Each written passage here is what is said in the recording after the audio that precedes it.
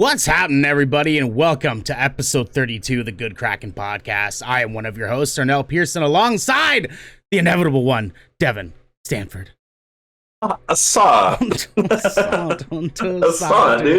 And we have the vermilion beard himself, Garrick Eakin. How you doing, baby? Oh, good man. Happy to be here.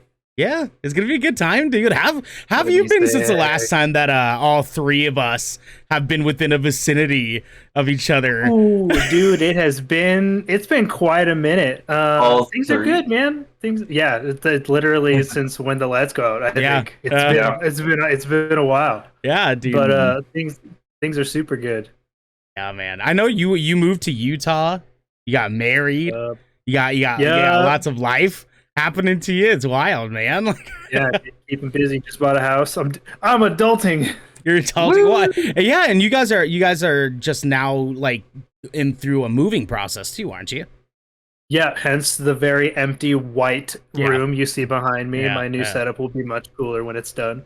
Yes, of course. You're gonna have all sorts of hentai behind you. Yeah, it's gonna be awesome. Yeah. I was thinking Power Ranger helmets, but that's sick too. Yeah. Why not both?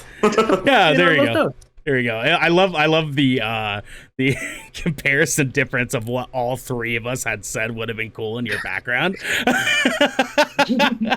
We need more of that. Devin, you were telling us earlier that you were not feeling too hot this morning. What's going on, baby? Do you know good? I woke up just feeling like complete dog shit this morning. I have no idea why, honestly. Like, I was just nauseous, headache, nauseated, and I had to call out of work, and I went back to sleep at like 6:30 this morning. Didn't wake up till about 12:30, 1 o'clock. Yeah. Did you by any chance have actual dog shit on you? No. Oh, I mean, I take him outside to take care of that. One would hope. Yeah. Right. Yeah. Well, it's just dog poop all over the floor behind him. His entire bed. I would have not done my job as a dog owner if that was the case. Is he like Amos just has an entire like ritualistic circle of dog shit around Devin's bed, and like Devin forgot to do like one thing last night, so Amos is like getting revenge in Devin's sleep. He's like literally laying right next to me and just staring at me while you say this. Oh, of course. He's gonna get revenge on you tonight. Tonight you're getting another dog shit ritualistic circle. It's gonna be a good time. But we're not talking about revenge tonight. Tonight we're talking about Black Widow assassinating the box office, Final Fantasy XIV being too good, our favorite games, movies, and shows of 2021 so far, and much, much more, because this is the Good Kraken podcast, a show for nerdy, marginalized people giving you the video game and pop media news, reviews, and discussions that you want to hear live every Tuesday at 7 p.m. and Saturday at 1 p.m. If you are watching live, you can submit questions and topics at tinyurl.com/GK submissions to be a part of the show. If you're watching and having a good time so far, you can watch us record the show live and ad-free by following and subscribing right here at twitch.tv/GoodKrakenShow. If you have Amazon Prime, you also have Twitch Prime, and we would love for you to give that to us so we can keep pushing content out for all of you. Please, we're begging you. Please. But if you've emptied your pockets for the latest and greatest in entertainment, that is totally fine. You can catch our episodes on your podcast service of choice at 8 a.m. the next morning. But you can also support us by going to our YouTube channel by clicking the link in the About section of our Twitch page and clicking that beautiful bell and big red button, or by subscribing to our podcast channel by searching Good Kraken with an exclamation mark and leaving a review there. It's late. Go do that, please. Little plan of work here. Devin, we had a very exciting past week, we could say. One would say. First off, want to mention we did jam sessions for the Box Network. That is our homeboy Xander and Jag over there at the Box. You can watch that as a VOD on Xander's Twitch. That's twitch.tv/ITSZNDR. Or you can hit him with that for that link on YouTube if you prefer YouTube. I don't know where he posted that link at, but you can find it there. Yep. Come hang out on Thursday with us for more Sea of Thieves. We've been playing that with Xander. We've been playing that with Tanner. It's been a really, really good time. We only got a couple more weeks of Sea of Thieves before we move into our next game for next month. We have some fun stuff that we're kind of looking at here. And then lastly, go watch our Black Widow review episode. It was arguably one of the better episodes that me and Devin have ever done as far as talking on a review subject for a movie. It was a lot of fun. We did a damn good job. Not to like pat our own backs or anything, but everybody else can get fucked. You know what I mean, Devin? You know what I mean, Devin? Let's fucking go, baby. It's tight. That's how it goes. Anyways, Devin, hit me with some Nolan, my friend.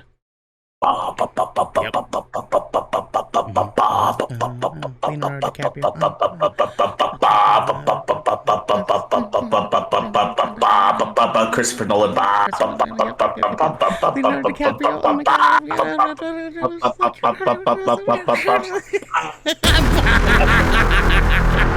You made me feel so anxious for that.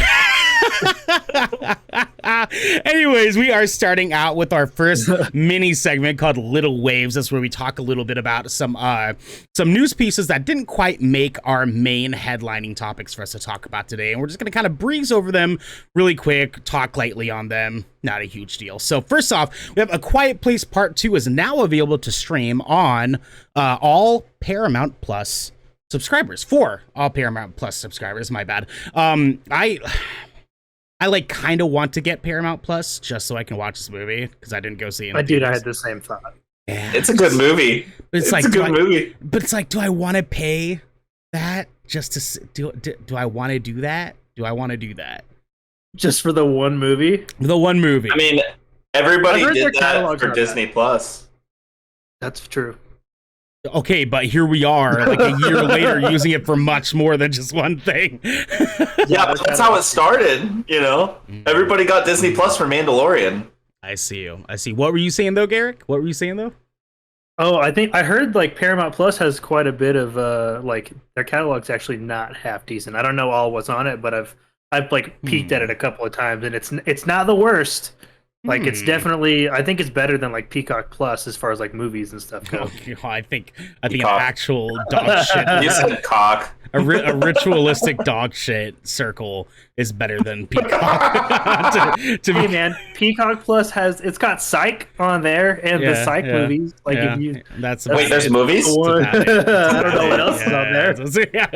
Nothing else here. Our next topic here, Stranger Things Season 4 will reveal more about the mysterious boxes in Hopper's attic. So this article kind of explained a little bit about how Season 4 of Stranger Things, they are planning on having it be more of a focus on a Hopper rather than just the kids. And I am sold. I love Stranger Things already enough as it is, and I love Hopper more than a majority of the characters in that damn show. I am so sold on that. Devin, I don't know where you are on Stranger Things, but yeah. Yes, I want it now. I want it all. What about you, Garrick? Are you a Stranger Things kid? Oh, yeah. No, we watched, I remember when Season 3 came out on 4th of July, and we literally finished the whole season before the night was over. We it's start to finish, dude. Like, I'm stoked to see Season 4. I feel like this season took longer to come out, but I forget that 2020 was a fucking thing. Yeah. So. Yeah, I know. Yeah, because it was saying that like the show started 5 years ago. Can you fucking believe that? 5 years.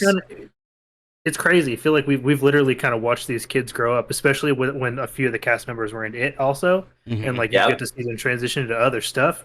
Crazy. Oh, Sundays can be wild. Next up, we have Lightning Returns. Final Fantasy 13, released in 2015, has just been patched on Steam. And an interesting detail, the reason I put this on here is that there's a little bit of a thing that was in this article saying that there is some talk of Final Fantasy 13 being on Xbox Game Pass sometime soon.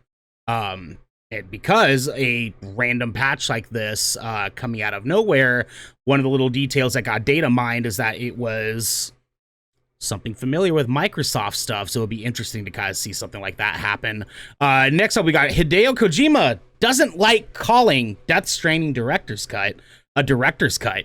I loved this one because his recommendation was quote unquote Directors Plus, and a lot of it that he explained in this interview was talking about how this tweet that he put out was talking about how he doesn't like Director's Cut because that insinuates that they took away from it, and this is that, but they didn't actually take away anything. They added stuff to it. And Devin, I see you coming in with a hot takey by Faven here. Okay, what is your hot takey? I can see you just bursting at the top.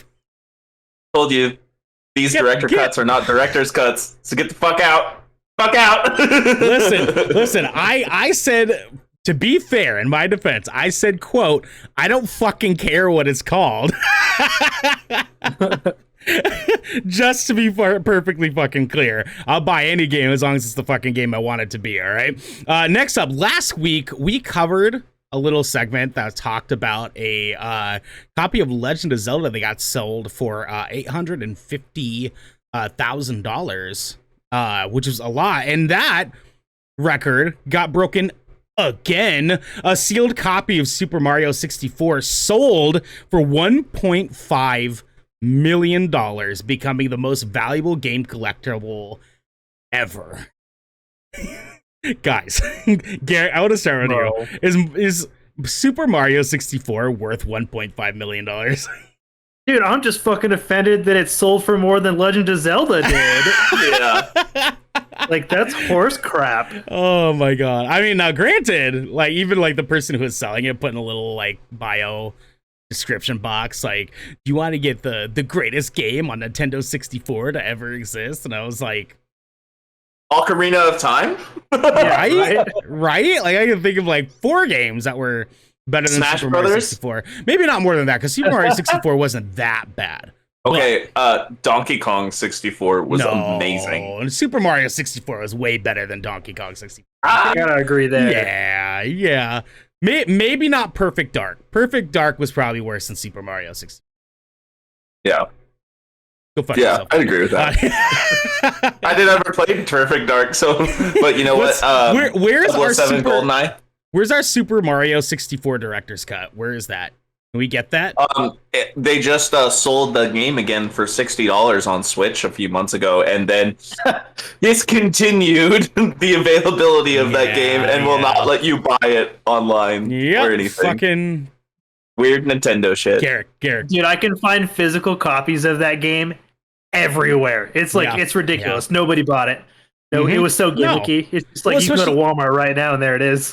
You can go to any family-owned like video game shop that does like sold like pre-owns and find it there. Like, it's really not that hard. Anyways, LeBron James is coming to Fortnite. That was just sort of a little last one I wanted to put in there. I feel like I'm not in the least bit surprised by this. It's LeBron. It's Fortnite. It's Space Jam Legacy. Let's fucking go. You know what I mean? You know what I mean, boys? You know what I mean? Anyways, our first news segment here. Wait a second. I have some little waves that you missed, and it was actually announced today. But there is a Nickelodeon All-Star Brawl game coming out. Yes. Wait, what? Yes. Yeah, they were embargoed from announcing it for the past like 7 months, and they finally were able to announce it. Yep. Bro, I'm gonna beat the fuck out of people as Tommy Pickles. All right, so you don't get to play as Tommy, but you do get to play as Danny Phantom. Oh, okay, also sick. Yeah, and you also get to play as Michelangelo and Leonardo. You can be Nigel Thornberry. Hold on. You only named 2 of the turtles. Are there only that's the two only turtles? That's the only Are you 2. fucking that's kidding me? Why? There's only 2 turtles. Yeah, there's only 2 turtles. You could be the powdered toast man from Ren and Stimpy. you could be SpongeBob SquarePants. Yeah. You could be Sandy Cheeks, Patrick Star, Oblina from Real Monsters, Lucy Loud, who I have no idea who that is. Lincoln Loud, I have no idea who that is. You could be Helga from Hey Arnold. Fuck yeah. You could be Reptar and Invader Zim. Reptar? Yeah. Okay. Dude, Reptar man, here I come. Is he basically just gonna be like Bowser in this Nickelodeon Super Smash Bros? Like, yeah. Just like skimming over this real quick. I'm reading this directly off of IGN, and this comes from your boy Joe Scribbles, who we also read a lot of articles from. Yes. So it's gonna have 20 levels, and it's gonna be including Jellyfish Fields from SpongeBob, the Technodrome from Teenage Mutant Ninja Turtles. It'll have single player and multiplayer modes with local and online support up to 4 players. And you can unlock new moves for every fighter. So yeah. Okay. I'm interested to take a look at it. Yeah. The last little way, because I know exactly where we're going with this. We got an official kind of announcement of Deadpool finally being in the MCU. I don't know if you guys saw this. Yeah. Oh yeah. So having I know, Deadpool, I saw it because I sent it to you. Yeah. Deadpool doing an entire trailer review with Korg, who is voiced by Taika Waititi. Okay, is the most wonderful fourth wall breaking, bombastic bullshit that we absolutely fucking needed. Now here's the deal. Okay, there was skepticism. There was, yes, kitty kicker in the chat. It is about fucking time. You are right. Yeah. There is speculation that there could have been an argument that said, okay, this is just, they both play these characters. They're both in that movie, Free Guy. It makes sense that they would do something like this. They can do that, right? Well, no. Marvel themselves, Marvel Studios, has been interacting with almost every single promotional post about this. And if Marvel had a fucking issue with it, they wouldn't be doing that. Like, we're about to get some fucking Deadpool MCU crossover, boys. Give it a fucking hand. I know this is very unlikely, but just with all the rumors that we've heard, especially with this like coming in with Deadpool like being integrated into the MCU, which we were just talking about this, was it a week or two ago or no? Like we were just talking about this a week ago. Yeah. Well, we got Hugh Jackman, who just posted a picture with Kevin Feige not too long ago. Yep. And he said he would be interested in being in the MCU, but said it's probably unlikely after Logan dying. Well, here we are. Have you guys watched Loki at all yet? Yeah. Now, here's the deal. Garrick looks like he's about to pop off with something. What's up, baby? What's up? Dude, I'm just like, I would love so much for the huge jacked man to come back and play Wolverine, bro. Right? Yeah, right? dude. He is the character, just like RDJ is Tony Stark. Like, it's exactly. That's it. Yeah, exactly. And I just have this hope because there was that rumor about that floating around script that's like a road trip between Deadpool and Wolverine. And I want it to happen so bad. Here's the deal, though. Like, I know you've mentioned that a few times, but I feel like the only reason that was ever a thing was as sort of a like comical spoof idea of the literal road trip that happens in Logan. I don't think it would have been a full-fledged movie. I think it would have been some kind of like short trailers or something. It would still be rad. I get what you're getting for, though. Give me a special on Disney Plus. That's all I'm asking for. Come on. Right. I need to see Deadpool and Wolverine together. Not in the Wolverine Origins movie. I know. 13-minute short. Like, it just I just need something. Yeah. Logan Pool. We'll call it. Yeah, give me Wolverine versus Hulk and put Deadpool in there. What if it was Dead Logan and it was just a video of this road trip, actually Deadpool trying to get Logan's dead body from the forest? And oh my god, like riding shotgun, bro. Imagine. Dude, that's so Deadpool. That's so Deadpool. I'm saying, dude, Marvel, talking hire to him me, and dude. everything. Marvel, fucking hire me, all right? I'm here. We're us at Good Kraken. The three of us here are fucking ready for you, all right? Hire us. We are totally down for it. But speaking of MCU and speaking a little bit of this Disney Plus talk, Black Widow earned a massive $80 million opening at domestic box office this weekend. This comes from Darren Bonethoys from GameSpot, and it reads like this. After a long wait and numerous delays, Disney's Black Widow came out swinging over the weekend and landed a gigantic $80 million opening at 160 screens across the North American box office. This figure blew past early predictions and the record set by F9, The Fast Saga, and international numbers that were also positive, as Black Widow made $78 million across the rest of the world, according to the Box Office Mojo. The big surprise here was the total earned through Premier Access rentals on Disney's streaming platform, as Black Widow added another $60 million to its weekend haul. Streaming figures are usually kept secret by Disney, with the company having not yet revealed any data yet for its other big releases from this year that shared a cinematic and Premier Access release, Cruella and Raya and the Last Dragon.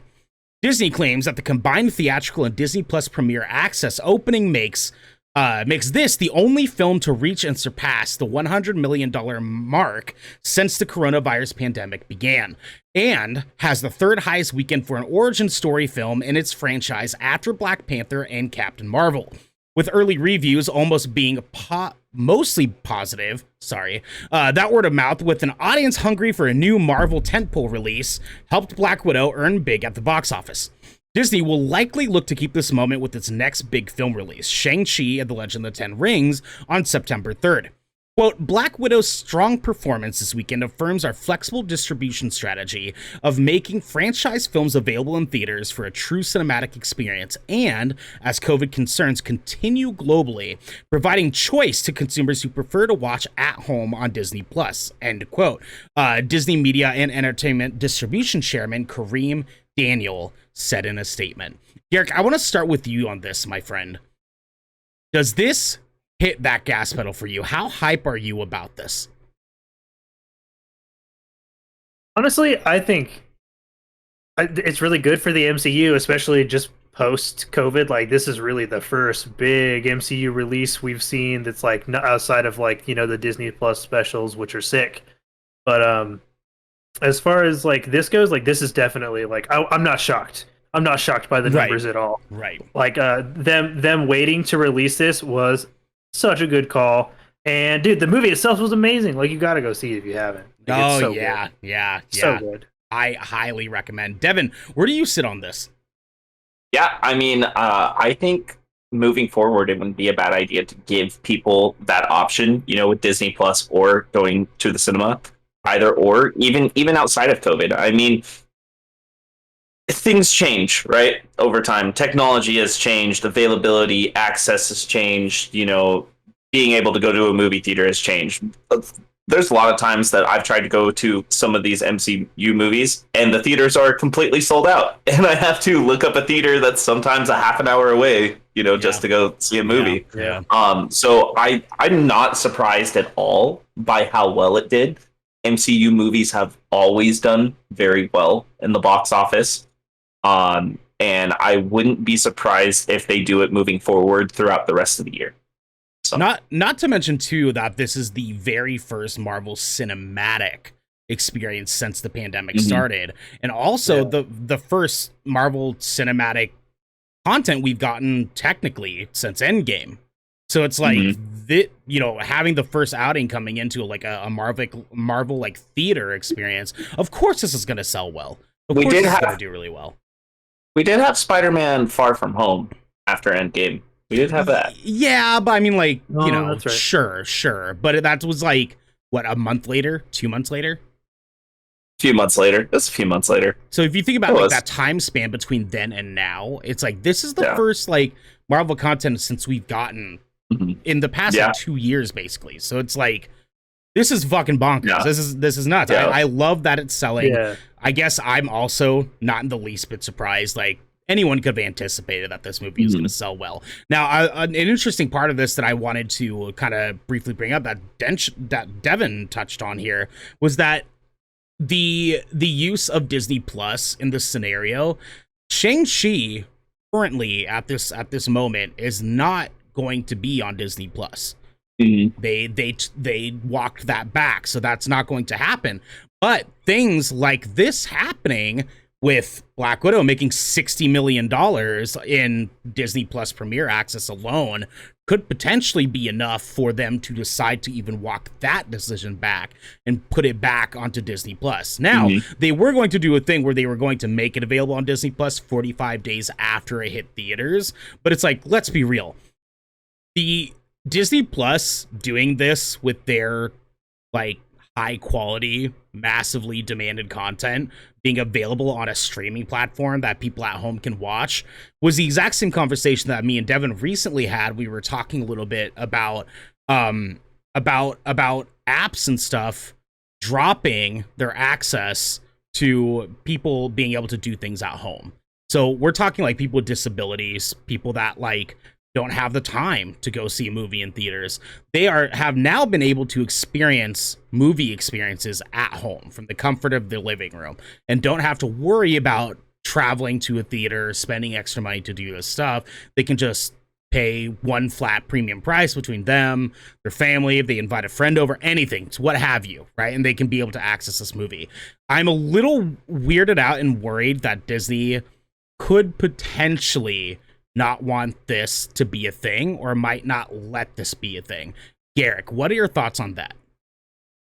I actually, like, outside of COVID in general, I feel like platforms, especially like streaming platforms, being able to do like a Premier Access or whatever their version of Premier Access is, like, I feel like taking that away at this point would be a huge just financial mistake for most of those platforms, especially if they hold material like Fast and Furious or like, you know, the stuff that HBO Max puts out, like, you know, like Mortal Kombat and Godzilla versus King Kong. If they started taking that stuff away, I feel like they would just be shooting themselves in the foot, because there's a great deal of people, not COVID related, that have like various disabilities that, like, whether it's like audio impairment, like difficulty getting around, visual impairments, that they would benefit from being able to watch these movies like in their homes, like where they can accommodate, like, you know, their needs. Absolutely. Devin, what are your thoughts on this? Well, absolutely. And that's one of my biggest things. And it's like, you know, like I said, I think MCU has made its home on Disney Plus personally, especially with the show content. I feel like that they belong on that platform as well as in the cinema. You know what I'm saying? Yeah. So one would argue that some of the show content is better than some of the movies that we've gotten. You know what I mean? Right. So why not have it all together in the same place? And, you know, of course there'll be a paywall for new stuff, but I'm fine with that personally. Yeah, you know, that makes sense to me. It's a new piece of content that's in the movies. And, you know, $30 is roughly, depending where you go, the price of 2.5, maybe 3 tickets. You know what I mean? Yeah. So think about how many of those people were just one person or 2 people who just wanted to watch it. You know what I mean? Yeah. But like, to reiterate what Garrick was saying, is having that access, you know, for people with disabilities is a huge thing.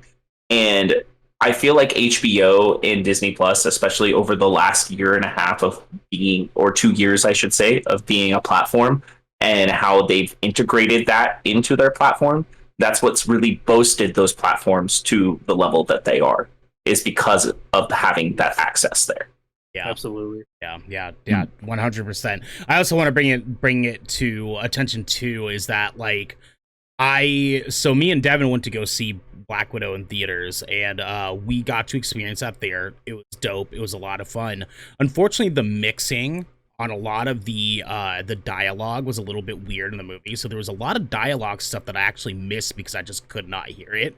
And being able to come home and watch the movie with my partner from a long distance relationship aspect, and then also be able to just see the movie again with captions on it, I was able to perfectly understand every single thing that was going on. I had a much better experience doing it at home rather than just at the theater as well. So that, want to make sure that that's noted too, because it's, you know, people like me have better experiences having both of those things openly available so that we can choose. So to echo both of you guys, absolutely. Devin, hit us with that second story, baby. Yeah. So Final Fantasy XIV is so popular that Square Enix they stopped selling it. So this is coming from Matt TM Kim over at IGN. So digital copies for Final Fantasy XIV Online Complete Edition were temporarily paused, according to reports online and verified by IGN. While sales have resumed for Final Fantasy XIV, the pause may have been cause for the MMORPG's exploding popularity. Over the weekend, social media users reported that Square Enix store listing for digital PC copies of Final Fantasy XIV Online were grayed out and replaced with a waitlist button. Many speculated that the pause in digital sales was a result of Final Fantasy XIV's popularity. And indeed, there is some credence to this theory. Like other MMOs, Final Fantasy XIV has several servers, and the most popular servers are often congested, preventing new players from immediately creating new characters there. This isn't to say servers are full, but that they're at capacity at this time, and players can wait for less busy times to join. Last night, reportedly, every server was congested, meaning any new player hoping to join a server would be unable to do so. If the congestion was indeed the case, then pausing digital sales for Final Fantasy XIV makes sense. New players would not be able to immediately get started after downloading their brand new copy of Final Fantasy XIV, even if they wanted to. But whether this is a result of popularity or a technical issue is unclear. Final Fantasy XIV has had a record year, breaking its concurrent player record on Steam and again growing its overall registered player count. Popular streamers have also begun making content around Square Enix's MMORPG. This is also a boom year, as Final Fantasy XIV often sees an influx of players ahead of a new expansion, and Square Enix recently announced Endwalker will be released on November 19th. So, I played today, actually, and it took me 15 minutes just to get into the regular server I play on. Yeah, okay. Yep. Okay. Yeah, just a regular queue. There's that streamer. I want to say his name is God. Was it? I forgot his name already. There's a streamer from who specifically streams WoW. He stopped playing WoW and moved over to Final Fantasy XIV. Okay. So he moved his entire audience over to Final Fantasy, and this guy has like 100,000 people watching him play a game at a time. For sure. You know, so even if 10,000-20,000 of those people moved over into Final Fantasy, that will, set off the scale a little bit, because that was already a really popular game to begin with. It has been number 2 in the concurrent player count, right underneath WoW for the last couple of years, at least. So with him moving over and other popular streamers moving over, and me playing that game and knowing that there isn't that many servers, there really isn't. There's maybe 24 servers to play on. I'm kind of not surprised, and let's be honest, Square isn't exactly known for their stability and server count. So they're known for their storytelling aspect. Yeah, I'm surprised that they just graded out on their web store, and for me to think that they're doing that, it's because of how hard their servers have been having to work, and I think they need to get more server access due to the player base that they're having now. So. Yeah. I was gonna say really quick too. I was gonna get a hold of Michael Hyam from GameSpot to see if you want to come in and just audio chat with us a little bit on some of his takes on this, because he's a massive Final Fantasy XIV fan. Unfortunately, our boy Mike is recovering from a couple hospital trips that he had the past month. So shit! We're gonna let him do his thing. He's recovering. He's good. He's good, y'all. It's all right. He's going through recovery phase. Garrick, have you spent any time on Final Fantasy XIV yourself? Dude, it's one of the only MMOs I probably haven't delved into extensively. Yeah. I actually thought about picking it up recently, just with the fact that Endwalkers is dropping. But with just I wouldn't be surprised if they deliberately pause sales. But I think it's definitely more. I don't think it's necessarily as much to do with their popularity and more to do with their server capacity. That's what I'm thinking. Yeah. I would maybe even argue it's a combination of both. Because it is gaining a lot of popularity. I know that this last few DLC drops that they've done, these last few put outs that they've been doing, have gained them a lot of fan base, a lot of interest for people to come in and play that game. And it's just like, dude, like like this game has been popping off, and that in comparison to the like versus the server space that they have to be able to like fill up with all these people that like are now just falling in love with this game. Of course they're gonna have some fucking issues. Like, I don't think like this studio's technically only done 2 Final Fantasy MMOs, right? I'm pretty sure. I think, don't take my word for it, we can fact check if, at some point or another, but I'm pretty sure this is the same team that did Final Fantasy 11, which was also the other MMO that they did. And I don't think either times they suspected that the game was going to get this popular. Yeah. I do want to let you guys know that the creator of Final Fantasy XIV, A Realm Reborn, is also the director of Final Fantasy 16 too. So right. Some of this team is also working on that. One thing that I've also heard is I listen to Jason Schreier's podcast a lot, Triple Click. Yeah. And he plays Final Fantasy XIV a lot, and he's been playing it over the last year. It's same thing like me. I usually play every Final Fantasy game I can get my hands on. Same. But since it was an MMO, I was just like, I don't know if I have the time to do that. Yeah. Well, he got to the Shadowbringers content, and he said that it is probably the best Final Fantasy story that he's come across, like arguably. And this is coming from somebody who Final Fantasy VI is his favorite one, and he also loves Suikoden. So, okay. Yeah, I feel you.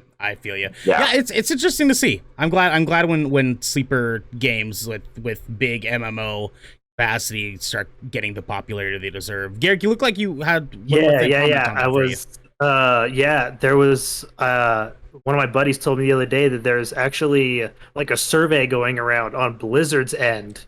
And one of the actual survey questions is, how likely are you to cancel your World of Warcraft subscriptions when Endwalker drops? Oh my god! Dude, Blizzard is scared of Final Fantasy 14.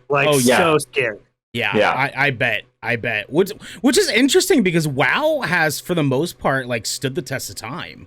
Like you'd think that they wouldn't be sweating it.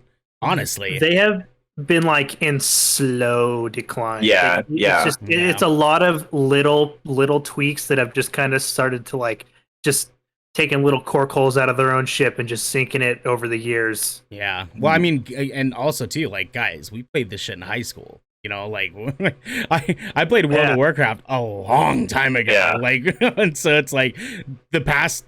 There's always so long they can keep the interest of the gamer population. You know what I mean? So I guess it's realistically, we can't be surprised about that either. Well, let's be honest. Ever since Blizzard and Activision joined forces, it's been on a decline. It has been. I was in a chat earlier with a couple of friends of mine who are like hardcore WoW players. They don't even play retail WoW anymore. Like, they don't even play any of the expansions. People only play classic. That's it. They said retail is practically dead compared to where it used to be. Yeah, dude, I can see it. Blizzard. Oh, go ahead. Oh, sorry. No, go for it. That's all I had to say. If Blizzard was smart, they would take WoW Classic right up to the Wrath of the Lich King expansion and then stop it. Because Wrath of the Lich King was the last good WoW expansion, and I will fucking fight any motherfucker over I've never played WoW. Really, I have not. Because, again, MMOs just eat so much time, and I have a backlog of, like, probably 150 games I still need to finish, you know what I mean? Don't we all? So, but at that, and I played Daisy. That's a whole other conversation. That's fine. I mean, in the meantime, fuck the Alliance. Am I right, Garrick? Am I right? Dude, for the Horde, my guy. For the fucking Horde, my dude. For the fucking Horde. Let's go. Garrick, are you a good reader? So. You're all right. Yeah. You want to get the last one shot? It's a short one. Yeah, absolutely. Oh yeah, I remember seeing this one. Yeah. All right. Man arrested in Japan for selling modified Zelda save files. This is coming at you from Daniel Partis from GainIndustries.biz. Police in Japan have reportedly arrested a man for selling modified save files for The Legend of Zelda Breath of the Wild, actually.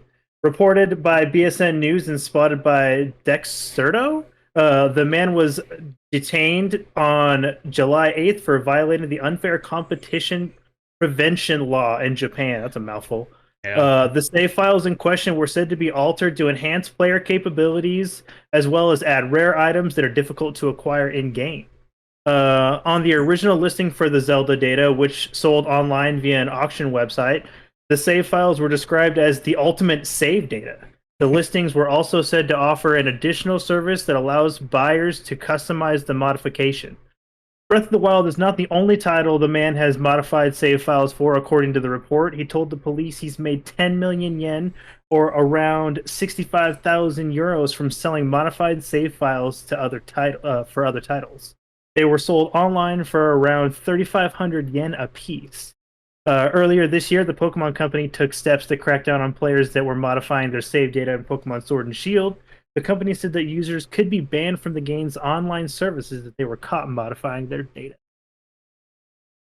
So I put this in one for comic needs because this is fucking great. Because rolling into my second reason is that in my head I was reading this and I was imagining a naked dude in Japan running around asking people if they wanted save data. Like just in my head is what I was imagining here.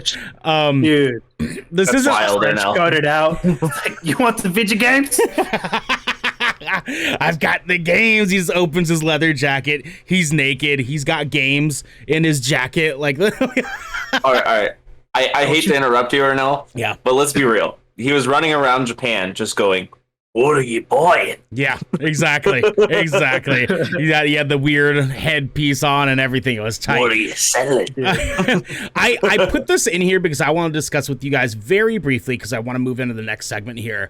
Do you guys feel like it's kind of weird for someone to have been arrested for something like this? Yes, Garrick, I feel like it's super ridiculous, dude. Like, I understand that, like, it's probably has a lot to do with, like, pirating laws and stuff like that, because I will be completely fair, I'm not familiar with the unfair competition prevention law in Japan, but, like, it's just save data, man. I mean, maybe don't sell it for, like, ridiculous prices like that, but, I mean, you should be allowed to modify your own save data. I guess the issue is really the selling it part. Right. Well, I did see at the end of that thing is the Pokemon Company took steps to crack down on players that were modifying their own save data. So they're cracking down on people who modify their own data. Like, and what? Like, so the only way I could see this being like an actual problem is if that data was being used to an official capacity, like in, tournaments or competitions or something like that. Yeah. Something that gave them an edge over other players. But, like, come on, we all used Jam Shark back in the day, right? We all put in cheat codes on Grand Theft Auto. Like, no, I'm a good boy. I'm a good boy. Like, I don't know. What is his sentence? Like, what, they arrested him, but what are his charges? Like, what does he have to do? To quote unquote, like, well, I mean, it charges probably being unfair competitively. I don't get it. Competitively unfair. Something along those lines. Yeah. Are they gonna start cracking down on people who write fucking strategy guides and tell people how to do everything now? Like, what's next? Is that unfair competition? Crazy. They're out of pocket. Yeah. I'm just saying, like, it's just like, how much farther is it going to go? That's just what the question I want to ask. And outside of them saying that he was arrested for this, we don't really have like all the angles besides of how much money he made, which, it's probably a money thing. Let's be real. They're just mad he made money off of a Nintendo thing.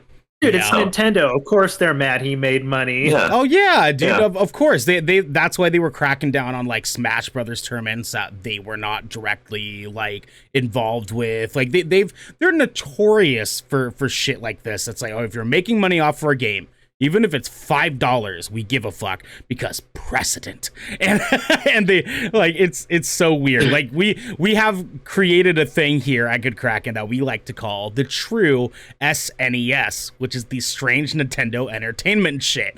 And this is one of them. A naked man in Japan got arrested for... Dude, it just reminds me of like an article I saw also from Nintendo cracking down on weird shit that doesn't matter. Yep. Some dude like was just making like an NSFW Princess Peach game in his basement somewhere, and he just started getting like mad cease and desist letters from Nintendo. They're like, "You better not release this Peach porn game." Like, dude, it's like, why do they even care? It's so extra, bro. It is. You are right. And with that said, to be a little less extra, we're going to move into our second segment, which now is our hands-on segment. This is where we get a chance to talk to you guys a little bit about some games and movies that we have been watching this week. We each do one game, one movie or show, and we try to sell each other and you guys at home on to this stuff that we have. Garrick is our newest addition here today.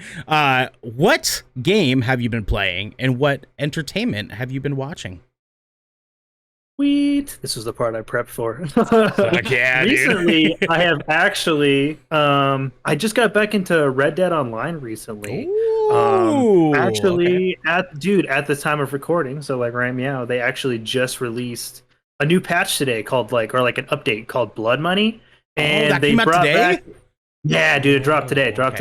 Okay. And like they brought back like Stagecoach, like holdups back and like petty crimes and like some of the debt collection stuff you can do in the single player, and brought it to the online environment. I haven't like gone super deep into it, but they are also like they have like 3-part missions, and one of them says it's a railroad contract, so fingers crossed I get to rob a train. Fuck yeah, dude. But, yeah, so like they've done that, and like they updated like their battle pass system they have. It's gonna be like they've got like a weekly or bi-weekly thing they got going on that goes with the new content. And the new Blood Money content doesn't cost gold bars. You can just dive straight into it. Oh, nice. Okay. Yeah. Okay. Sick, dude. What have you been watching? Recently not a lot. Black Widow. yeah. But for sure. I just finished a really short anime on Netflix the other day called Yasuke. Oh, it's so good! Yeah, I haven't started it yet. I haven't started it yet. Okay. It's like a 6-episode like mini series, and it really has like, I feel like it had like Samurai 7, like Samurai Champloo, like Afro Samurai vibes. Ooh, okay. Yeah, like with the art style and like the voice acting and like the art, dude. Like it's just. Like, It was so good. I was bummed it was only 6 episodes. I needed more. Yeah. I'm actually looking forward to seeing more from that, because I know it did get renewed for more. I wasn't sure, because Netflix. And the way that I'm not going to speak too much on it because Ernell hasn't seen it, but the way that they integrated abilities near the end of that show is, it's like a fantastical Samurai Champloo. Yeah, so good. Yeah, you should definitely watch it. It gets really weird in a very good way too. I've been wanting to watch that again, but yeah, good shouts on that one. I'll probably check that out now because I am basically caught up on all the shows that I wanted to get caught up on that I had like on my little calendar for this month. So I'll probably go check that out next before I jump into Sons of Anarchy for the time. But Devin, what have you played? Well, I touched on it a little bit earlier, but I finally, after not playing for a few months, I dived back into Final Fantasy XIV. All right, talk about it, my man. Talk about it. I am playing as the most basic ass tank DPS, like fucking. Fuck yeah, dude. That's always the best place to start with jumping into an MMO. I just want to get to the point where I'm doing dungeons and raids, and I just want to yell Leroy Jenkins while everybody gets mad at me. You know. Leroy Jenkins. Yeah, I'm part of a few. You fucking son of a bitch. I'm part of a few forum groups, and it's so funny just like watching them complain about like DPS like based characters and players and like tanks, and they're like always like, you're not pulling enough ads off of us or doing your job, and they're like, all you guys do is just run in. I'm like, yeah, because I want to be a fucking samurai with a giant ass sword and just run in and fight shit. Like, dude, you know, that's the best. And imagine like where that could go. Like I don't want to derail too far, but I like in my head, this is where I imagine it. So we all used to be in a band with a guy named Zach Brinkmeyer, okay?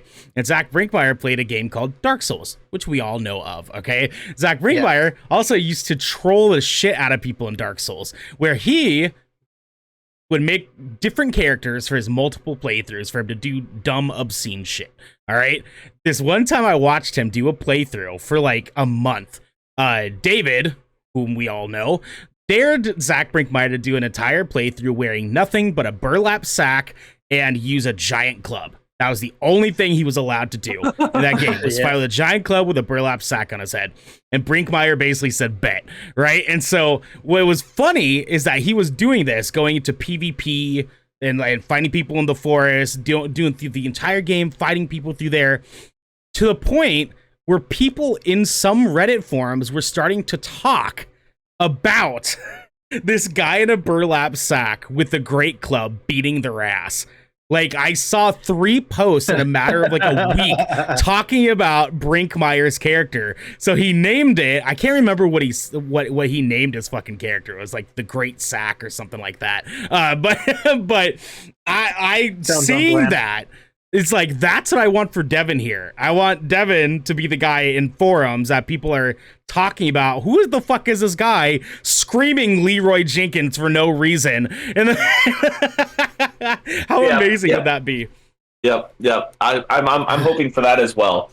But man, speaking on our second article today, that game is popular now. It took me 15 minutes to queue up and load into the game, and I already have a character. Like, I've played this game. Like, I'm not just joining a server.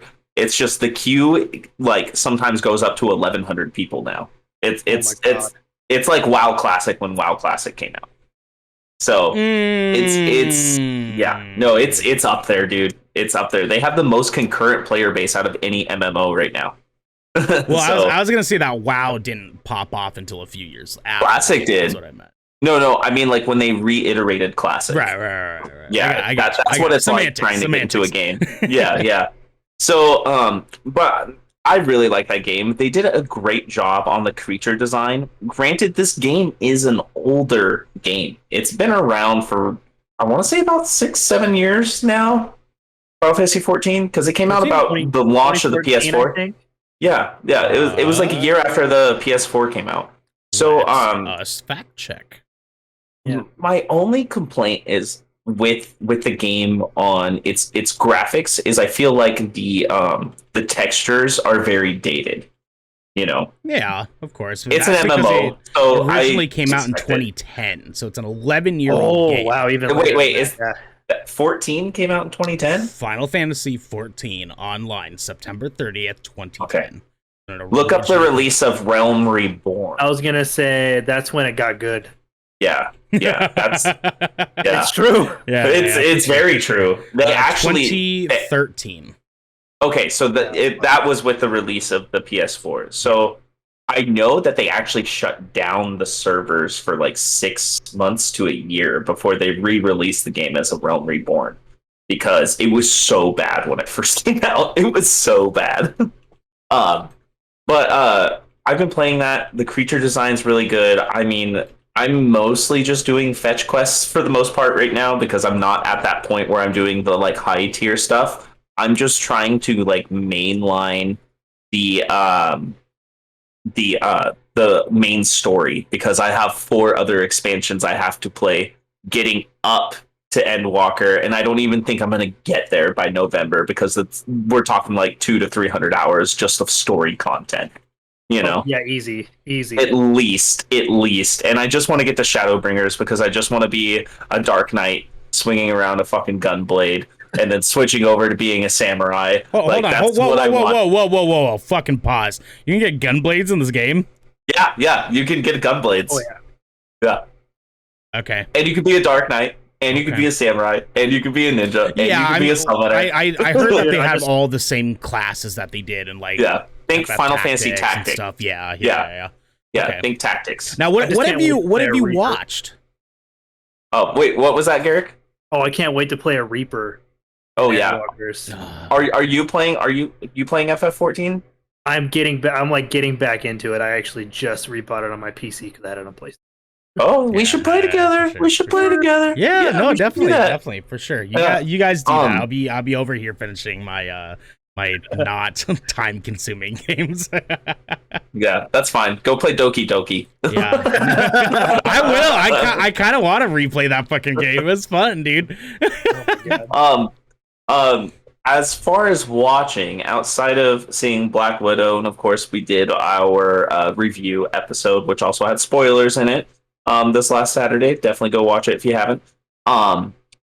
But I started. So me and my partner Sierra, we started doing this thing. Yes, Xander, play Halo. Fuck off, Xander. We started doing this thing where we're taking finished franchises and we're restarting them from the beginning to the end. That's essentially what me and Aaron have been doing. That's fuck yeah, dude. Fuck yeah. Yeah. We did Harry Potter a couple weeks ago. So this last weekend we started the Underworld franchise. And I've watched the first 2 movies so far. Yes! Yes! Me and Garrick love those fucking movies, dude. I know. Yeah. So, man, those games are, I mean, not games, but movies. They might as well be fucking video games because they are video gamey as fuck, dude. Like, it is gory. It is action-packed. They're shooting UV bullet rounds to kill other vampires. It's vampires versus Lycans. Lycans are their slaves. And the one thing I can't get past, and I know this is like a general design, but off of playing Resident Evil 8, just a couple months ago, for sure, is, man, it looks like they really got a lot of their influence in that game off of the werewolves and Lycans in Underworld, because it was very similar creature design, like almost to a T. Just like how there was that story about how they took the monster design from somebody, from another creator, who created that propeller monster, and it was like his design. Oh, yeah. You know what I mean? I'm starting to see the correlation and where they get their influence for their creatures from like other, pop culture and movies and shows and stuff like that. It's becoming very apparent. But I'm here for it, Resident Evil. Keep doing it. I want more spookies. But yes, those movies are fun. I'm looking forward to seeing more. Kate Beckinsale is a babe, and forever. The dude character who plays Michael is a Chad. So always and forever. Yeah. He looks like he's just gonna grab an acoustic guitar out of the corner and just be like, "So here's Wonderwall." It's just let me go play shirtless on the quad. Yeah. Hey, have you guys heard this? Check this out. He's like on the kitchen counter, just like killing it. Sits down on his 1984 wood panel Ford Escort hood. Wow, that was kind of passive aggressive. I don't like how specific you were about that. Did you know a Chad? Did you have a Chad that had that car? Yeah. I been looking at buying cars, and I saw that, and I was just like, I don't know why. It's just like I was gonna say, straight to my head. You're hiding secrets for us. I mean, there's probably some variant of me that is the Chad, and I'm just channeling my variant's energy from the quantum realm right now. Anyway, so I didn't really play. I didn't really play too much this week. So the only thing I'm going to talk about game wise is my brief jumping back into Cyberpunk. I played for a couple hours the other night on my PS4 Pro. Okay, I wanted to see what differences there were, and there were some noticeable differences. The interactions you have with people feel a lot less clunkier. The conversations feel less clunkier. The mouth movements actually make sense now. The cops are not coming out of the woodwork at any little mistake that you make. The driving feels a little bit better. A little bit. I don't know if, like, how you guys felt about the driving, but it was fucking stupid. It was so dumb, the driving in this fucking game. So it feels a little bit better. I did accidentally run over somebody, but thankfully this time the cops did not come out within half a second and all shoot me at the same time. So I did not have to worry about that. It does not look better. Not shocking. Yeah. Of course. And I want to make sure I let everybody at home know that do not expect to jump back into Cyberpunk 2077, even on PS4, thinking that it looks better. It is not. It just does not have quite as many glitches. It is not quite as buggy. But I still always recommend this game to people. If you have the availability to play it on PC, play it on PC. If you have a PS4 Pro and that's all you can afford, play it on PS4 Pro. It is a fun game with a fun story, and it is a good game. It is a good game. It was just broken as fuck. It was broken as all shit. It was spike your glass on the floor broken. Okay, and I can't even not stress that fucking enough. Do not expect it to look good on console unless you're on next gen. Devin, you look like you're gonna jump in for a second. What are you gonna say? What's the frame rate on PS4 Pro? Like, were you getting at least like a locked 30, or did you get a lot of dips? Did it dip like when I was like a lot of characters were on screen or gunplay? Because PS4 I was definitely getting 30 for sure. Yeah, you were. Yeah, for sure. It wasn't too bad. The frames were never the issue though. It was things like artifacting. It was things like characters walking through fucking walls. It was like one of the examples that I gave Devin is like first night playing, you can summon your vehicle to come travel to you in the game. And my first time I did it, my car didn't show up. So I kept hitting the button trying to summon my car. And I look up and see my car flying in the air, tumbling through the sky, lands on top of somebody, in which summons the cops, and all the cops shot at me and killed me in 5 seconds. So, like, the only reason why I asked is I know on the PS4 Slim, and the base Xbox One, I know it had really bad FPS dips, like sometimes where the FPS would dip down to like 6 frames per second. Yeah, it was dipping a lot when I first played before any of the updates and stuff. This time around, I mean, I was getting a good 30. Before, I was dropping to like 10, like common, like oftenly. Okay, because I have Cyberpunk. I've only played it for about 3 hours. I have a Series X. Wait. And the next gen update is not out yet, unless you plan on playing it on your PC. Wait. Yeah. Okay. Because that's what I'm getting at is bought this game fucking December.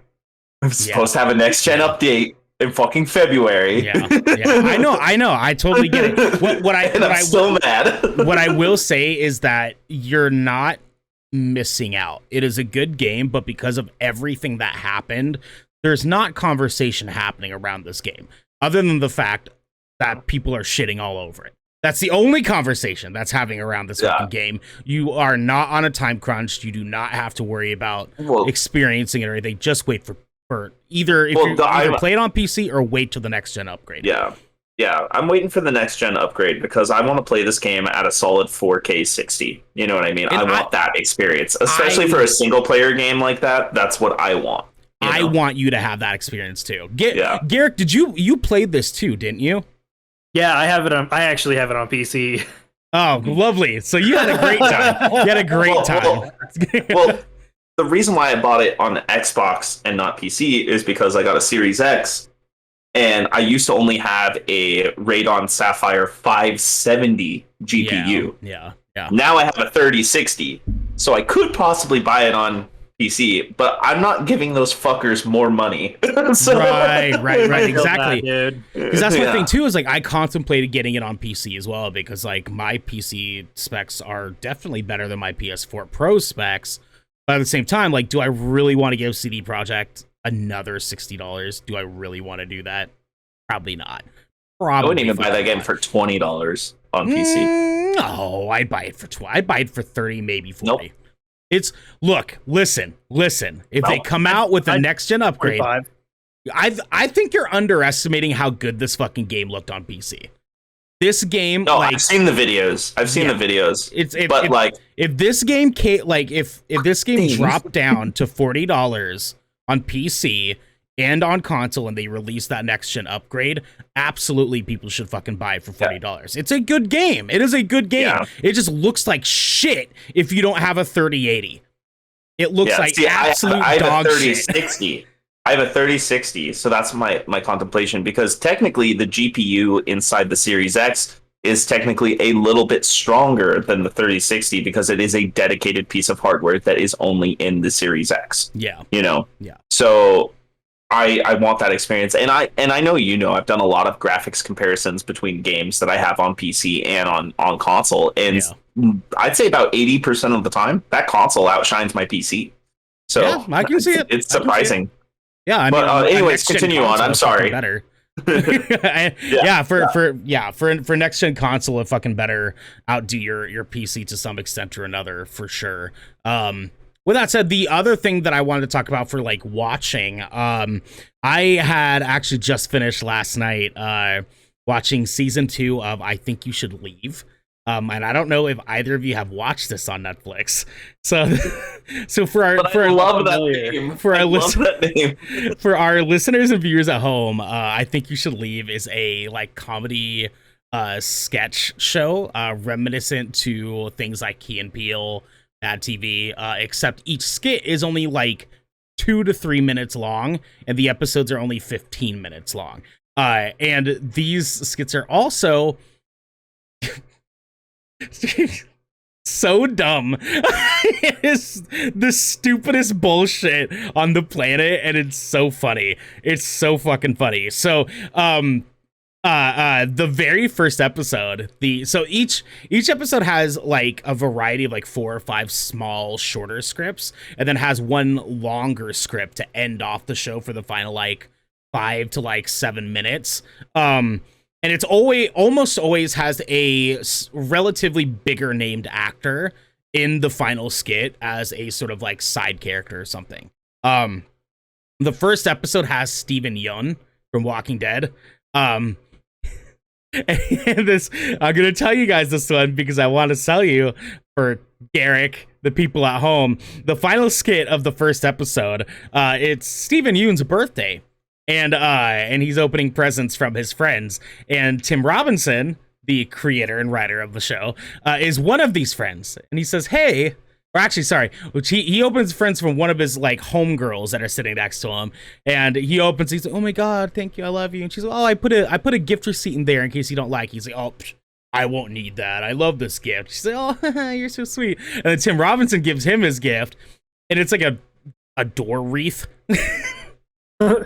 And Steven Yeun's like, oh, thanks, man. And he's like, yeah, you like it, right? And he's like, yeah, man, I love it. And he like, okay, cool. And he starts to go on to move the next present. And he's like, well, if you like it, why don't you give me the gift receipt?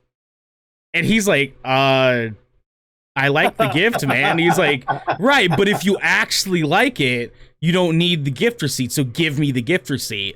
And after some arguing, he finally gives it to him. And he's like, okay, all right, fine. Just fucking take it, whatever. Okay. But like, if you actually really like the gift, you wouldn't care if I ate this receipt. And he's like, what? Why would you fucking eat the receipt? He's like, if you liked the present, you let me eat the receipt. And he's freaking the fuck out. Anyways, it goes out of fucking nowhere. It takes a huge left turn for the rest of that skit.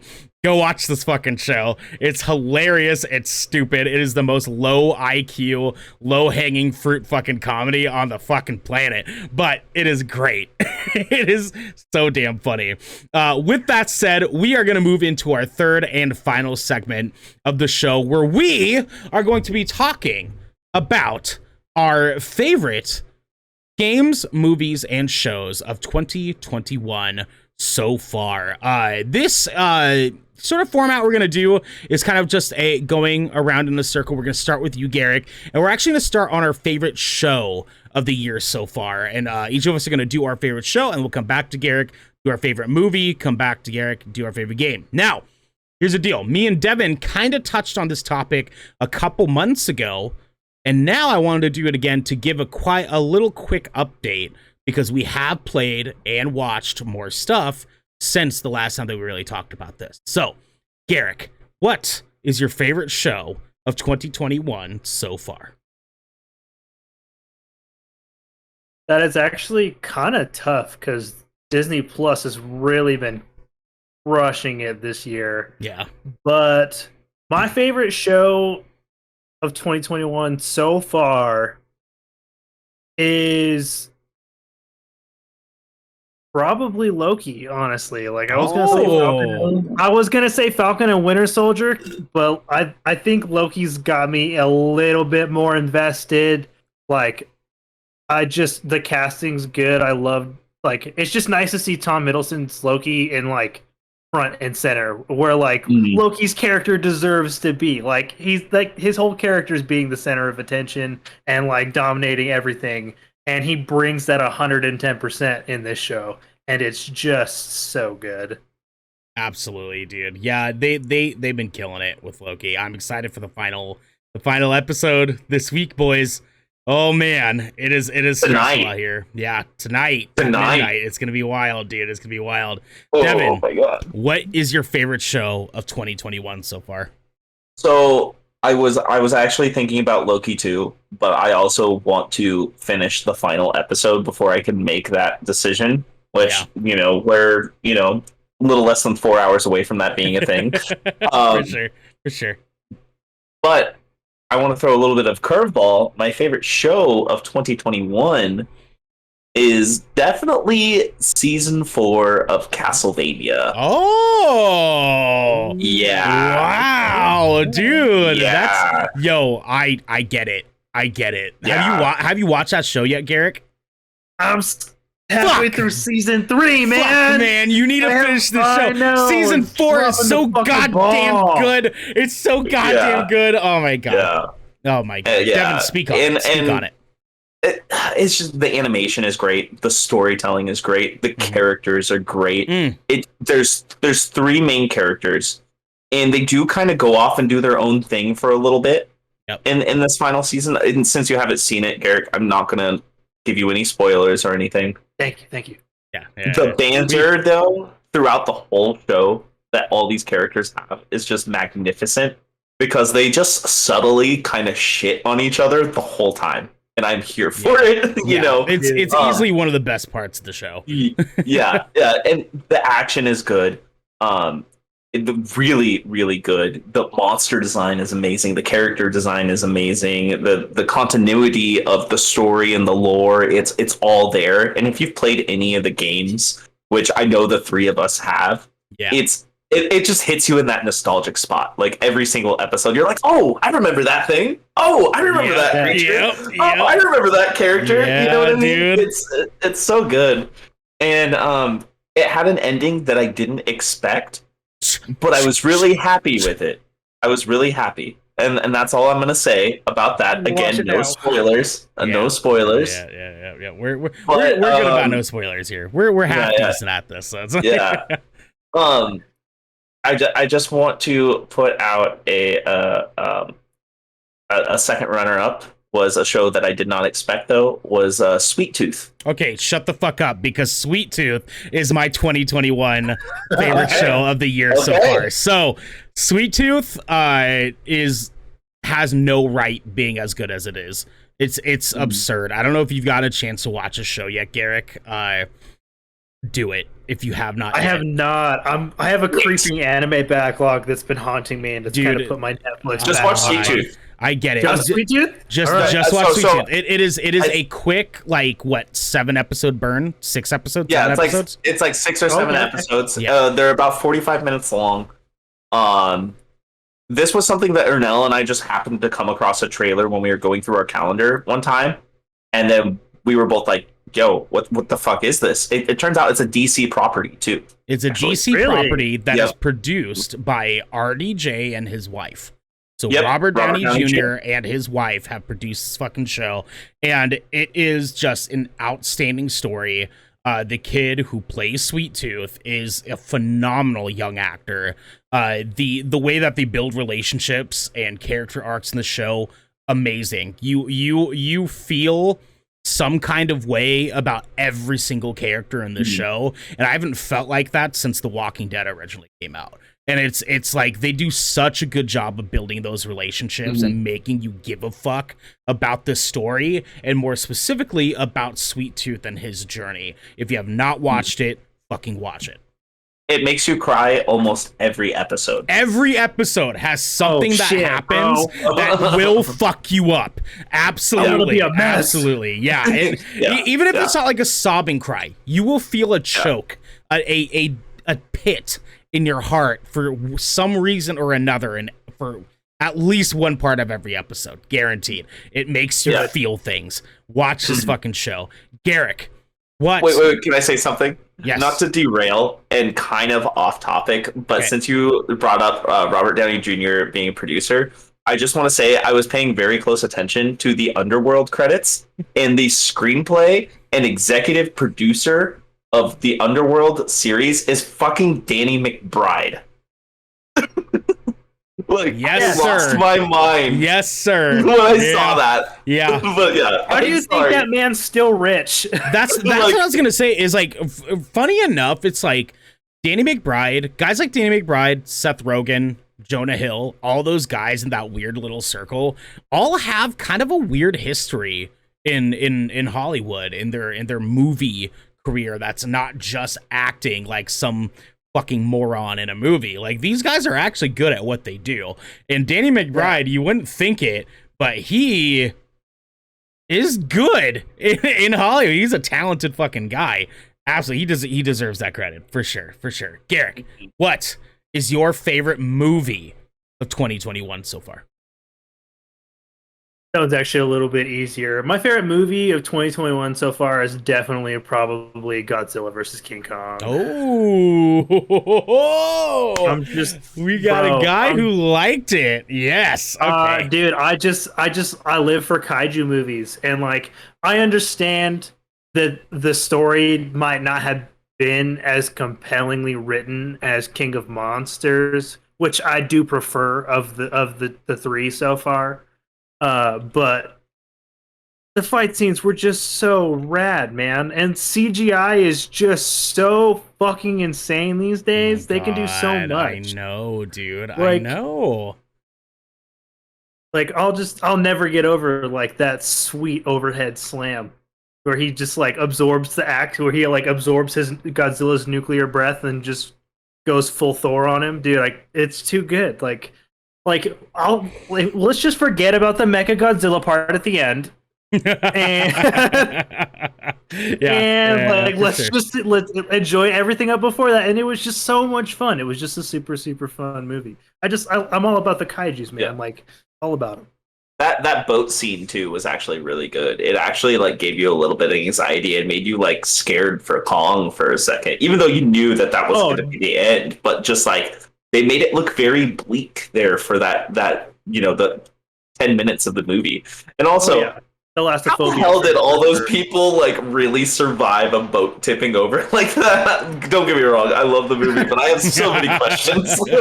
Hey, you're a Fast and Furious fan. You're not allowed. No. Not like this guy. Not like this guy. Or he's over here. He's over here. Other side. There you go. Yeah, it's me. My screen, you're underneath me. Yeah, it's me. The fucking brown dude that's sitting over here. Yeah, that's me. Hi, I'm a Fast fan. Die hard, absolutely. Breath by breath, family forever. Okay, that's no, I absolutely agree though. Godzilla vs. Kong like deserved all the love that it got. Devin, what is your 2021 movie of the year? So this is actually a hard one for me because I feel like I have so many movies that are kind of on that same scale this year between 7 and 8. But I want to say like the best experience I've had watching a movie this year was probably A Quiet Place Part 2, if I'm going to be honest. Damn it, I'm totally going to end up fucking getting Paramount Plus just to watch this fucking movie, aren't I? God damn it. Damn it. If you like the first movie, you will like the second movie for all the same reasons. Damn it. I love the first one. I love the first one. Yeah, damn it. Yeah. Damn it. Yeah, I mean, the first one inherently is a better movie because it introduces that world and you don't know what's going on. Of course. You know, like that movie to me is like a hard like 9, almost 10 out of 10 movie to me. You know, because I love shit like that. Quiet Place 2, definitely an 8 out of 10, no problem. And as you saw from the trailers, it does have some flashbacks showing the first day of when everything started happening, you know, and you actually see how it happened and where those monsters came from too. So okay. Definitely go watch that as soon as you can. It definitely gives you that feeling of anxiety because of how indestructible those creatures are, and the fact that, you know, these people are walking around barefoot, putting sand in front of them, so that way the creatures just don't hear them accidentally snap a little twig or something. You know what I mean? Yeah. It's a very good movie. It has action in it. It is freaky. And the story is just well put together, and it has an amazing cold ending, just like the first movie did too. Oh, God damn it. I love it. All right. Yeah, I'm probably gonna end up fucking paying for Paramount Plus. God damn it. Gotta find like a free trial or something for that. It's gonna be great. Get it for a month. Yeah, I know. Just cancel that shit after my month. That's fine. Yeah. What about you, man? My 2021 movie so far, and this is gonna piss off a lot of people, is I know. No, it's not. It's not Fast 9. It's not Fast 9. I promise you, it's not Fast 9. No. I absolutely still love Fast 7 more than I like this one. Okay, let's just be Fast 7 was fucking even solid. about? What is it, Devin? Oh, what was 8 even about? I don't even remember Fast 8. Let's see. Fast 8 was, I believe, when they are robbing the rich guy in Colombia for all of his money. Yeah, I think that is. Yeah. I think, yeah. That sounds like something famous. Fate of the Furious, yeah. Right, yeah, because that's when Han dies. And that's, and Giselle, unfortunately. That's fine. She's but Han's not dead. Well, yeah, I mean, like, they show in the fucking trailers and shit, but everyone thought he was fucking dead. Anyways, whatever. My 2021 movie of the year so far is going to be the Tomorrow War. Really? Yes. Interesting. So, I don't know if you guys got a chance to watch this movie yet. I did. You did? Okay. Hard pass. Garrick, did you watch it? Did you watch it? It's on my list. Cool. So you got to listen to me. Fuck off, Devin. This movie I love in such a very weird way. The dialogue, the writing and stuff is very ham-fisted. It's very, very tacky, very corny in a lot of places, in a way where they try to make the characters sound like they're super down to earth, and because of such, sometimes it comes off as fake. Like what an alien like race out in outer space that is writing a movie would think humans would say to each other when they're trying to be down to earth. It's a kind of weirdly like uncanny valley as far as the dialogue is concerned sometimes. But the creature design is amazing. The way they set up the story is amazing. The teleportation from present day into the future and vice versa, fucking dope looking. Like fuck off, Devin, fuck off. I'm gonna agree with you on a couple things. Actually. Okay, I got. The creature design is good. The creatures make the human perspective look extremely bleak. Yeah, and the teleportation, the first time that they show it, whoo!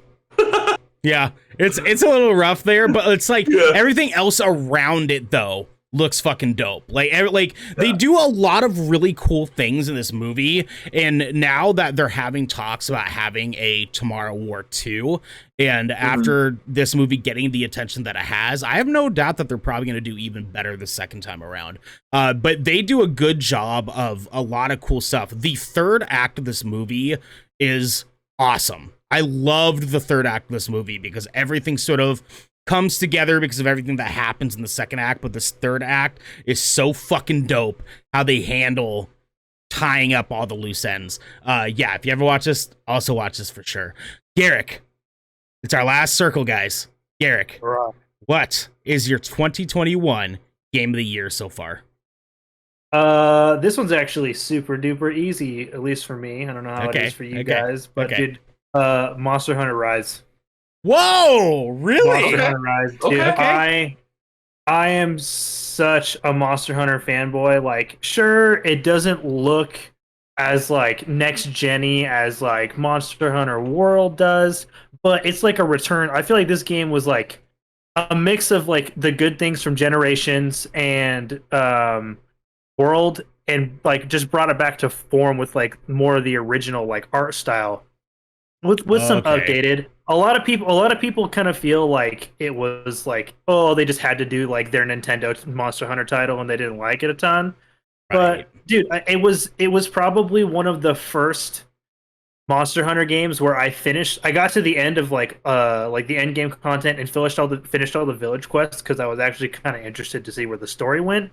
It maybe wasn't as compelling as like World was, but it had a story and I'd enjoyed it. But of course, like, you're there for the monsters and like the sick fucking loot and the big weapons, which is like all the new monster designs are awesome. All the new armor is awesome. The new combat and like the new mechanics they added into Rise, like with the what are they called? It's not a wire bug.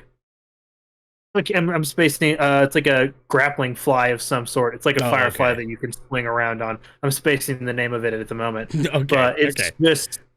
But like it's way more vertical and it made the game feel more rich and alive. Like as far as like combat goes, it's definitely easy to make it. Okay, all right, dude. Devin, what is your 2021 game of the year so far? Feeling this might still be yours, but let's go. Resident Evil 8. Yeah, Resident Evil 8. It's for sure. It's just too good. It was just too good, start to finish. I played that with my girlfriend from start to finish. We played it every time together, like 100%. I did my normal ass playthrough in like 11 hours. Not super short, not super long. The creatures were great. Getting your hand cut off again was great.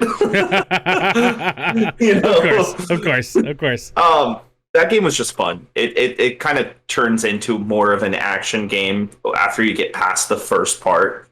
Once you get more weapons and unlocks and stuff, you just roll through that game. And just watching the story unfold with a completely different take than any other Resident Evil game, especially with the gothic horror, vampires, werewolves, undead zombies literally wearing medieval armor and swinging swords and battle axes at you. You got lycans. What? And they make it make sense. It doesn't feel out of place because they explain all of it. It's dope. It's all through experimentation. Hey,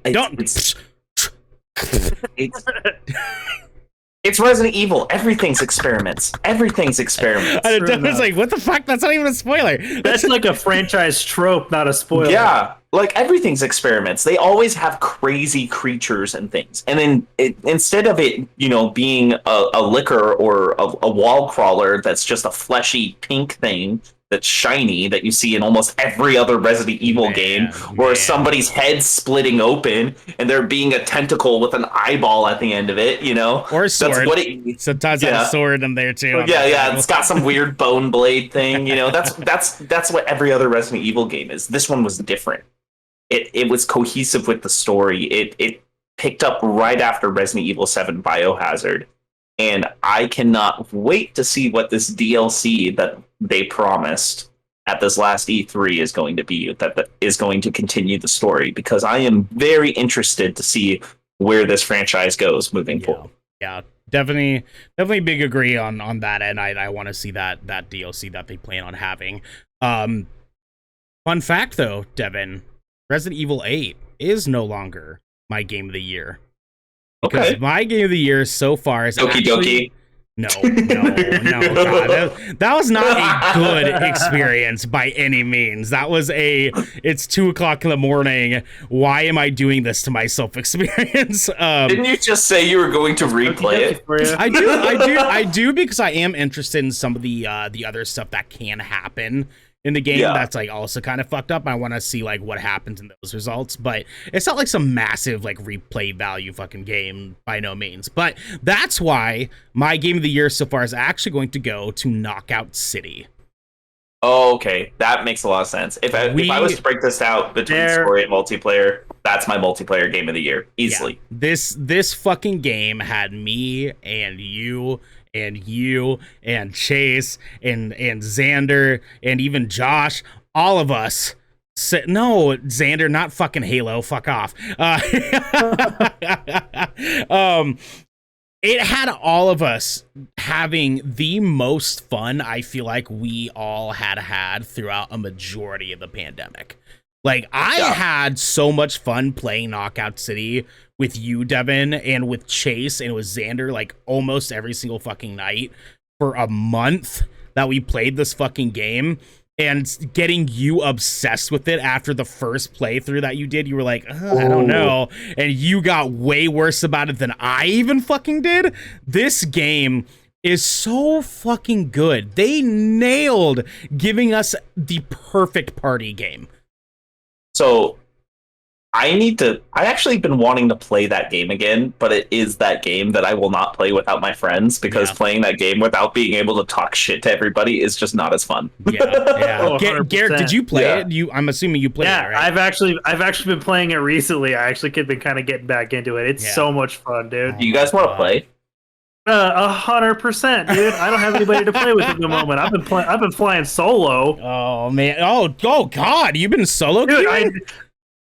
Dude, I've been solo queuing in Knockout City and Sea of Thieves. Oh my God.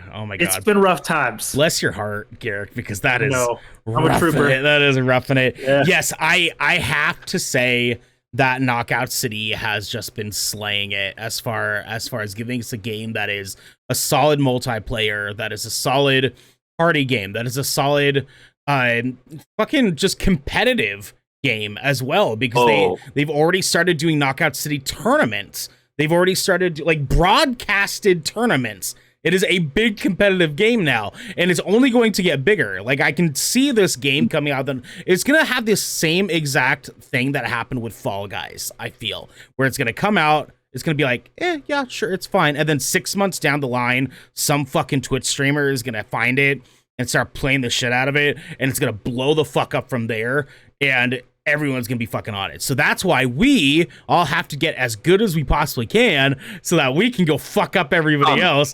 Excuse me. To get sweaty. You have to catch up to me.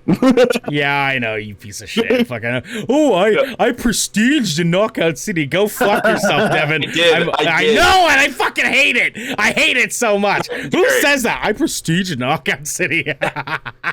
Garrick, I played that game so much. Like, you could ask Ernell. There was times where I was getting like 19, 20 eliminations by myself.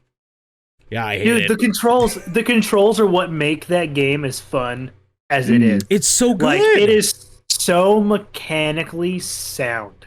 Mm-hmm. And so simple in the way that, dude, it's so good. When you get to the point when you can start doing the perfect catches, when you time the catch, and you get the perfect catch, and you can just like literally obliterate anybody with like an insta ball, you know? Yeah, dude. You're just like, Hashagaka! Dude,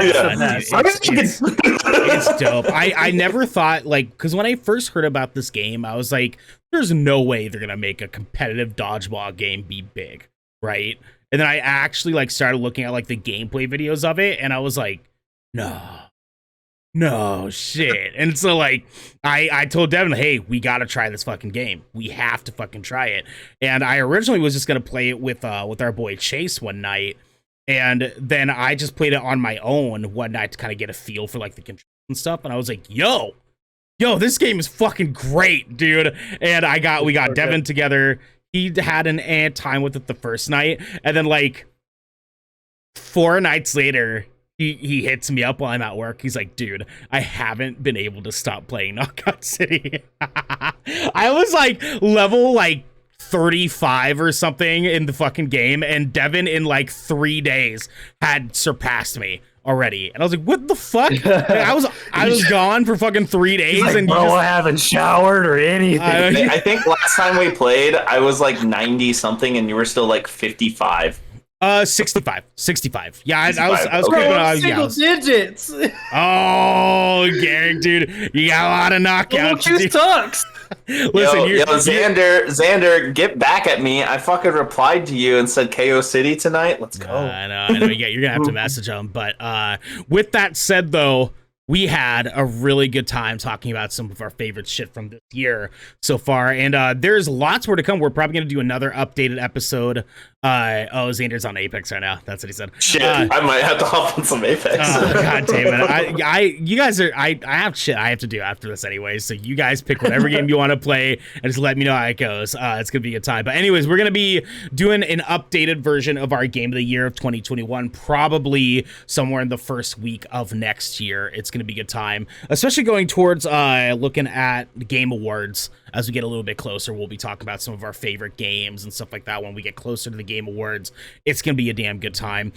With that said, though, thank you guys for coming in, because this has been the Good Kraken Podcast, a show for nerdy, marginalized people, for giving you the video game and pop media news, reviews, and discussions that you wanted to hear, live every Tuesday at 7 p.m. and Saturday at 1 p.m. right here at twitch.tv/GoodKrakenShow. If you enjoy the show, you can support us by subscribing below, going to our YouTube channel by clicking the link in the About section of our Twitch channel and clicking that bell and big red button, or by subscribing to our podcast channel by searching Good Kraken with an exclamation mark and leaving a review there. But until next time, be good to each other and make the world a better place.